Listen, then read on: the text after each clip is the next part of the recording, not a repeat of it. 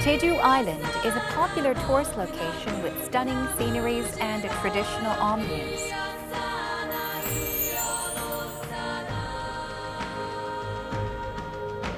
Jeju is a traditional part of the life and culture of Jeju residents, but it is on the verge of extinction. Professor William O'Grady from the Department of Linguistics at the University of Hawaii at Manoa studies and works diligently to preserve and revive Jeju. We will learn about Jeju with Professor William O'Grady on Heart to Heart.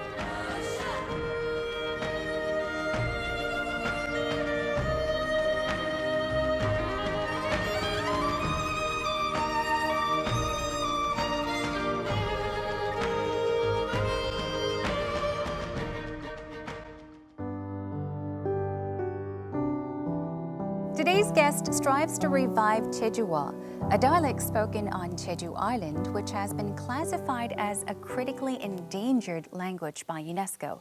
Joining me today is Professor William O'Grady of the Department of Linguistics at the University of Hawaii at Manoa. Thank you so much for joining us today. I'm happy to be here to talk about Jeju. And my principal point is going to be that Jeju is actually not a dialect. It's a separate language, a sister of Korean, and that it deserves our careful attention. Okay, thank you very much for that wonderful introduction. So I should have said Jeju language. Well, I hope that by the end of the program, you'll be saying Jeju language. A lot of people have exactly the same belief that you do, which is that it's a dialect of Korean. And that's a major problem that we need to correct. Okay. Then before we get into all the other questions I have ready, could you maybe give us a definition or what is the difference between a language and a dialect? Yeah, that's a really great question.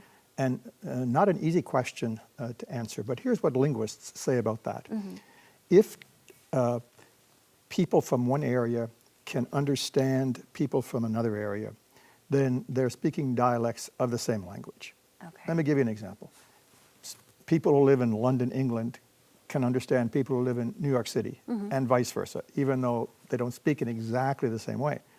But their two varieties of speech are similar enough so that we can say they're dialects of the same language, which is English.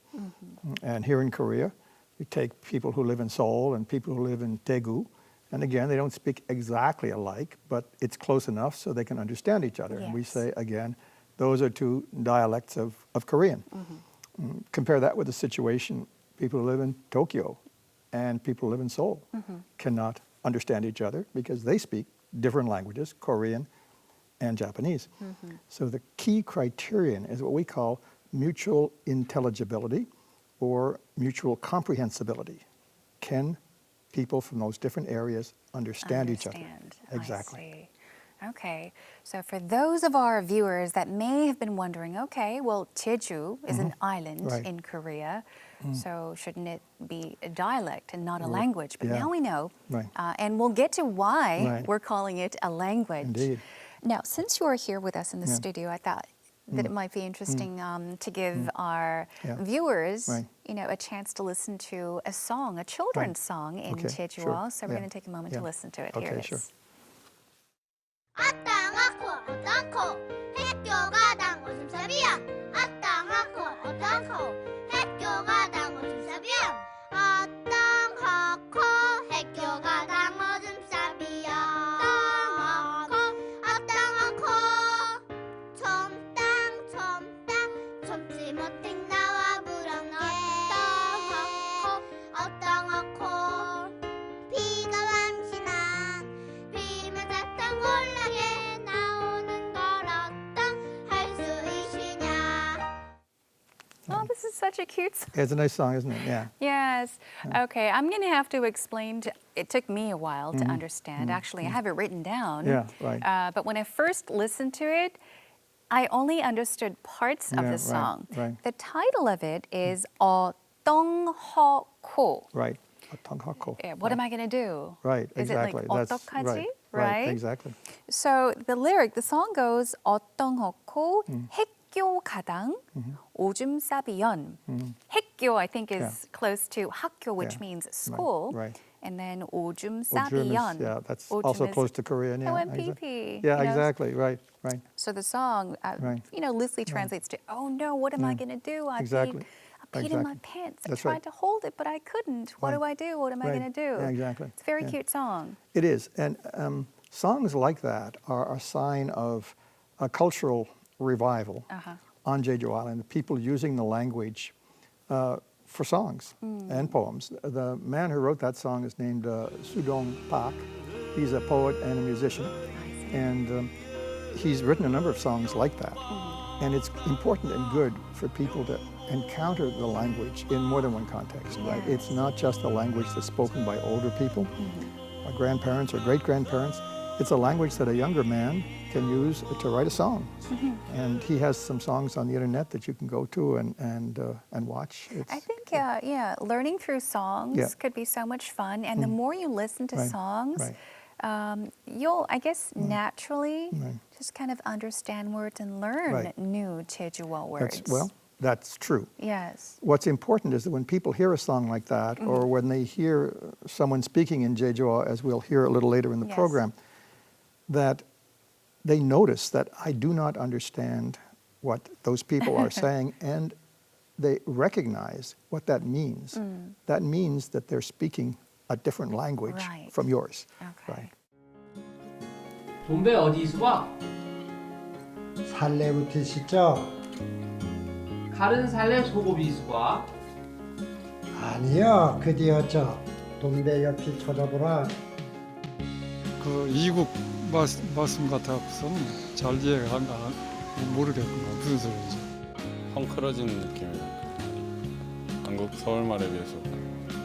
단어 활용에 있어서 뭔가 단절되어 있다는 의미가 굉장히 강한 것 같습니다. 특히 뭐 돈배나 이런 것들이 단어가 육지에서는 거의 안 쓰는 단어인데 제주만의 그런 특징이 좀 반영되어 있지 않나, 그리고 단절되어 있던 지역의 특징이 조금 반영되어 있지 않나 그런 생각이 듭니다.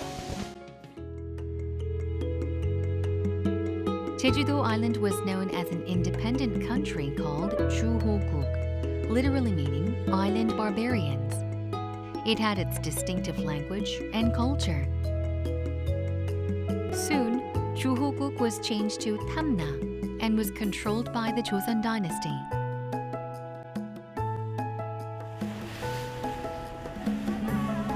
The archaism of Joseon dynasty lingers on the island, and Jejuo uses unique postposition and endings.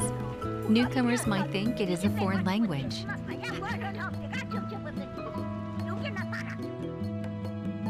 Jeju-do Island is the #1 tourist destination, but it is unfortunate to see that Jejuo, which shows the life and sentiments of Jeju-do Island residents, is slowly disappearing.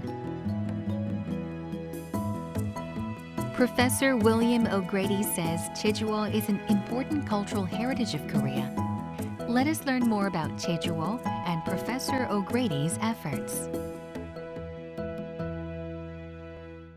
So I'd like to first of all ask you, I'm sure many of our viewers are also curious, not a Korean, but a foreign professor actually focusing your studies or research on a Korean language, Jejuo. So what prompted you to start your research on Jejuo? Well, you know, so many things in life begin with an accident, so to speak. In 2012, my wife and I were in Jeju Island, just for a holiday, really. And while we were there, we had an opportunity to hear some people speaking Jeju. And my wife, who is Korean, couldn't understand what they were saying. So right away, I realized, wait a second, this isn't a dialect. This could well be a separate language.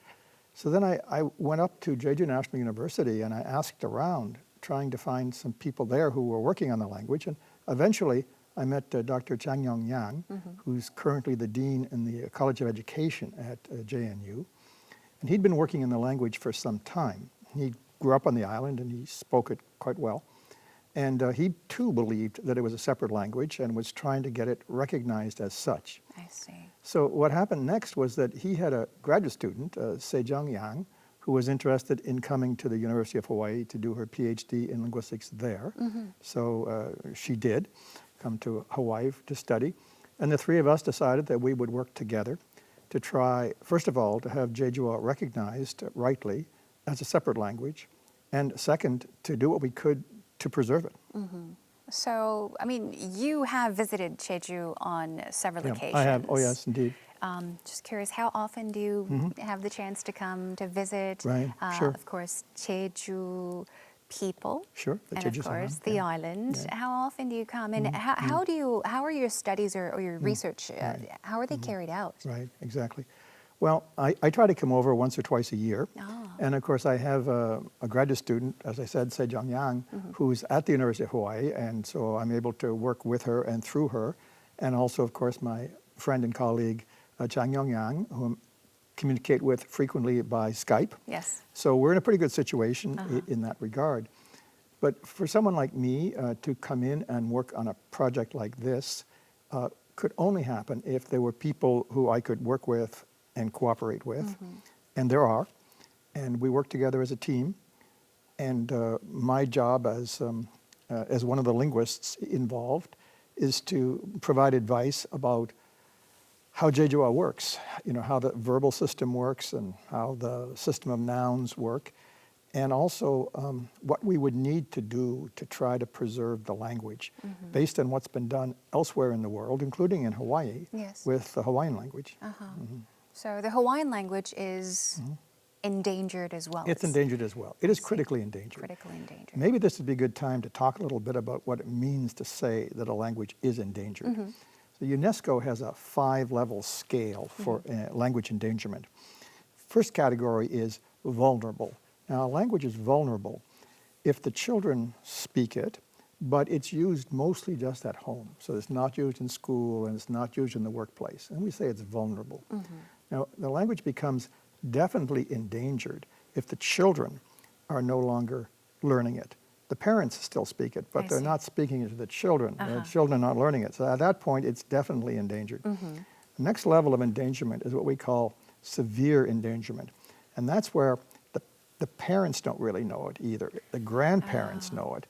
The parents often understand it because they heard it as children, but they're not fluent enough to actually use it themselves. Then following severe endangerment, you get critical endangerment. And that's where only the grandparents, and they're not speaking it that often. Unfortunately, that is the situation right now for Jeju. Really, the only truly fluent people are the grandparents' generation, and even they are speaking more Korean in many cases than Jeju, Yes. right? And after that, it's extinction. The 5th level of endangerment is, in fact, extinction. Yes. I mean, you have just mentioned there was definitely endangered. Yeah, right. And then there was severely. That's correct. And then comes critically. But definitely and severely are strong words as well. They are very strong words as well. They are very right, strong. Right. And this is not a problem we have just here in Korea or even just in Asia. There are about 7,000 languages in the world today. 50% of them are losing speakers. Oh. Okay. And some of the more dire predictions suggest that by the end of this century, 90% of the world's languages will either have been lost or in such a state of decline that they probably cannot recover. Wow. I mean, it is true because, I mean, for example, I'm sure it's not the case for Korea only, but we have, Right. Children Right. Going to places Right. to learn English. Yes, exactly. To Yeah. better their English That's right. skills. But then again, it's sad to know that we're actually, our language is slowly dying and Yeah. it will be extinct very soon. Right. And I understand that your visit this time around, your visit to Korea, Yeah. has to do with, of course, helping Jeju That's right. survive. So could you tell us about the purpose of your visit to Korea this time around? Well, I've come over for several reasons. We began our visit in Jeju Island itself, where I met with Dr. Yang to discuss the next steps in our project. And we discussed what the government is doing there to try to preserve the language. We had a very good conversation. And there's a conference at Seoul National University on Friday and Saturday that I'll be attending, and I'll be giving a talk there as well on Jeju, a different talk for linguists. But yeah, so it's pretty much a Jeju-oriented visit. Yes.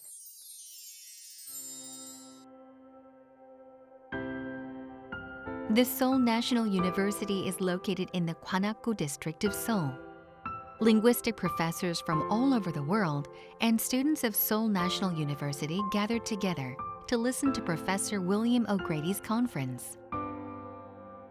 It's a conference about languages and language variation in Northeast Asia. And if you look at a map of Northeast Asia, you'll see that Korea is right at the center. And Korea is the starting point for most of the papers that are being presented at today's conference.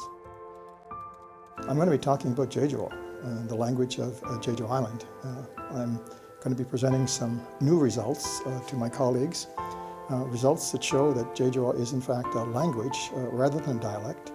And I'm also going to be demonstrating to them that it's in grave danger. There are relatively few speakers, and I'm going to be urging them to advocate in favor of language revitalization for Jeju.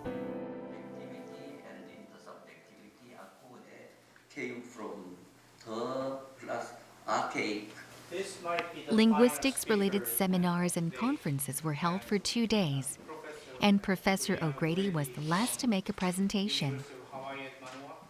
I'm going to organize my talk into 3 sections. I'm going to begin by talking about what I've come to call Korea's other language, namely Jeju, and try to show you why I believe it is a separate language.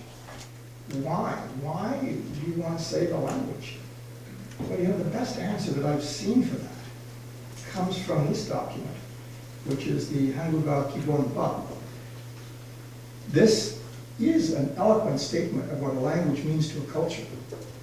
But if there's a second language in that nation, right, people who speak that other language have the right to feel the same way about their traditional language as people on the mainland have to feel about Korean.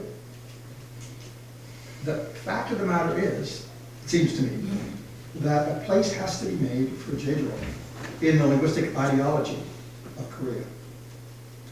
And I think there's a way to do that. And the way to do that is to say that the linguistic foundation of Korean nationhood consists of a unique language family, not a single language. We recognize that within Korea, there's a Koreanic language family with 2 members, Korean and Jeju. It's very clear that they're related, and it's very clear that they're different enough from each other that they have to be recognized as separate languages. 보통의 한국 사람들의 그 전통적인 생각은 제주어가 여러 개, 5, 6개의 한국의 그 방언 중에 하나라고 생각하지 이런 아이디어를 갖고 생각하는 사람이 없거든요. 그래서 그런 면에서 굉장히 이게 제가 볼 땐 혁신적이고 앞으로 그 미래에 아마 임팩트가 아마 굉장히 클 거예요. 물론 더 많은 그 연구를 해서 그거에 관한 증거가 많이 이제 준비가 돼야 많은 사람들이 설득력 있게 그걸 이해하지. 그렇지 않으면 이해를 못 하잖아요. 아마 그런 절차는 필요하겠지만 아마 아이디어고 지금 가는 디렉션이 지금 너무 좋은 것 같아요. A problem is that, as Professor O'Grady said, people have this strong idea about 단일 민족, 단일 언어. And that's natural. It's a good thing to have 2 languages, not a bad thing, because the languages are very close. And also preserving the culture of Jeju depends on preserving the language, I think. Professor William O'Grady perseveres to revive Jejuo, which is on the verge of extinction. What kind of a message does he want to deliver? Is that we don't have a lot of time for people to change their minds because the language is so close to death that we need to act almost immediately. So my concern right now is to look for additional opportunities to speak to linguists and students and the general public and politicians and anyone else who will listen about the status of Jeju and the need to move quickly to preserve it. It represents half of Korea's linguistic heritage. We do not want to lose that. So what is it that we can do, in your opinion? Could you maybe tell us about a few things we could possibly begin to do to help this Jeju language survive? Right. Well, I'm really glad you said what we can begin to do, because you know what we need to begin with? Yes. We need to acknowledge that it's a language. There is not a lot of excitement or enthusiasm anywhere in the world for learning or preserving a dialect of someone else's language, right? So long as the people of Jeju Island are told that their language is just a dialect of Korean, what's the incentive for learning it, right? Yes. So first step, acknowledge that it's a language. Second step, give people an opportunity to learn it. Because right now, there are essentially no opportunities to learn Jeju. That is going to be a very big project, and it is going to require a lot of money. For example, curriculum materials are going to have to be prepared. Yes. Now, there is an effort underway to help create textbooks for the language. I personally am involved in a team that's already created one textbook, and we hope to produce 3 more in the near future. There's also a question of teacher training, right? Teachers can't just go into a classroom, even if they have fairly good fluency in Jeju, and know how to teach it, right? They need training in order to know how to teach it. Then opportunities have to be created for people who make the effort of learning Jeju. So in some countries, like in Scotland, if you learn Gaelic or if you're willing to learn Gaelic, you get a scholarship, right? In Ireland, if you learn Irish, which is the minority but traditional language of Ireland, you're given preference for civil servant jobs, right? There are also, if Jeju were taught in the schools, there'd be opportunities for people to become Jeju teachers, right? An entire economy could be based on revitalizing the language if only the effort were made. I often mention the Namdaemun fire here. Yes. Oh, yes. Okay, that was 2008. Namdaemun, which was 550 years old, was destroyed by an arsonist. Okay. So how did the country respond? Well, first of all, they recognized that it had been destroyed. They didn't deny that it had been destroyed. Then they undertook to rebuild it. And it cost about $25 million to rebuild Namdaemun. But I don't believe there were a lot of complaints. People recognized that Namdaemun was a critical part of the heritage of this country and that it had to be restored. And $25 million was spent to restore it. If someone asked me today, what would it take to make a serious effort to revitalize Jeju, I would say $25 to $30 million. That's what it would take. That's what other countries that are serious about language revitalization are doing. Now, if someone asks me, is it worth it? I would say, well, you tell me.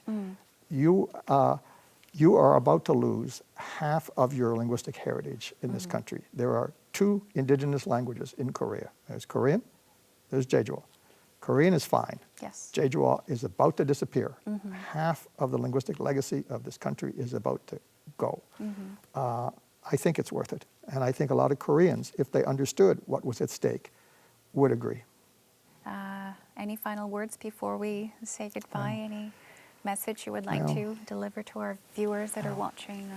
Or I hope there won't be any final words, because I think there's always more that we can say about Jeju. But let me say this in conclusion.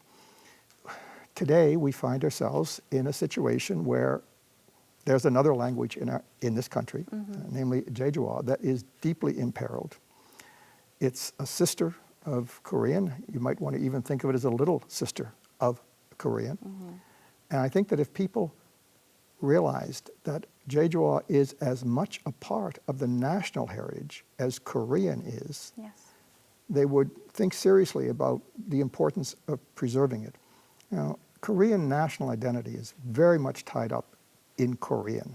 That's been the case for decades, and even in North Korea, they have exactly the same attitude that Korean, the language, is essential to the national identity. And I understand that. But here's what the reality seems to be. There's actually a Koreanic language family consisting of Korean and Jeju that constitutes the foundation of national identity.